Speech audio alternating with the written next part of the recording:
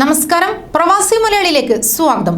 കാലാകാലങ്ങളായി പ്രവാസ ലോകത്ത് ചേക്കേറാൻ ആഗ്രഹിക്കുന്ന പലർക്കും പറയാനുണ്ടായിരുന്നത് വിജയത്തിന്റെ കഥകളായിരുന്നില്ല.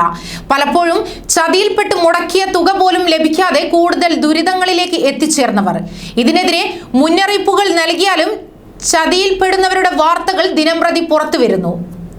ഇപ്പോഴിതാ വിസ ഏജന്റിന്റെ ചതിയിൽപ്പെട്ട് അജ്മാനിൽ ദുരിതത്തിലായ 12 ഇന്ത്യൻ വീട്ടുജോലിക്കാരെ ഇന്ത്യൻ കോൺസുലേറ്റ് ഇടപെട്ട് രക്ഷപ്പെടുത്തി. മാസങ്ങൾക്ക് മുൻപാണ് ഇവർ വൻ തുക ഏജന്റിന് നൽകി UAE-യിലേക്ക് എത്തിച്ചേർന്നത്. തുടർന്ന് കൊച്ചുമുറികളിൽ താമസിപ്പിച്ച് മാനസികമായും ശാരീരികമായും പീഡിപ്പിക്കുകയായിരുന്നു.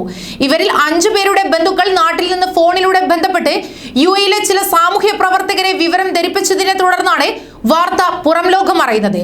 തുടർന്ന് പ്രമുഖ വാർത്താ ചാനലുകളിൽ സംഭവം വാർത്തയായി.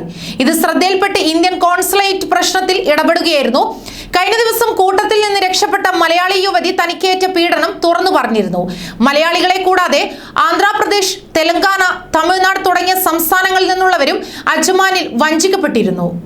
12 ഇന്ത്യൻ യുവതികളെ തങ്ങൾ രക്ഷപ്പെടുത്തിയതായി ഇന്ത്യൻ കോൺസുലേറ്റിലെ information and culture consulate Neeraj Agarwal പറയുന്നു. ഇവരിൽ 7 പേർ പോലീസിൽ പരാതി നൽകിയിരിക്കുന്നു. 12 പേരിൽ 2 പേർ നാളെ ഇന്ത്യയിലേക്ക് മടങ്ങും. ബാക്കിയുള്ളവർക്കും വൈകാതെ മടങ്ങിപ്പോകാനുള്ള സംവിധാനം ഏർപ്പെടുത്തും. എല്ലാവർക്കും താമസ സൗകര്യവും ഭക്ഷണവും ഒരുക്കിയിട്ടുണ്ടെന്നും വ്യക്തമാക്കി.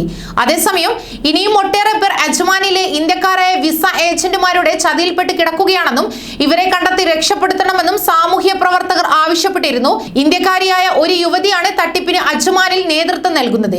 ചില അസോസിയേഷനുകളും ഇതിന് കൂട്ടുനിൽക്കുന്നതായും ആരോപണമുണ്ട്. ന്യൂസ് ഡെസ്ക് പ്രവാസി മലയാളി.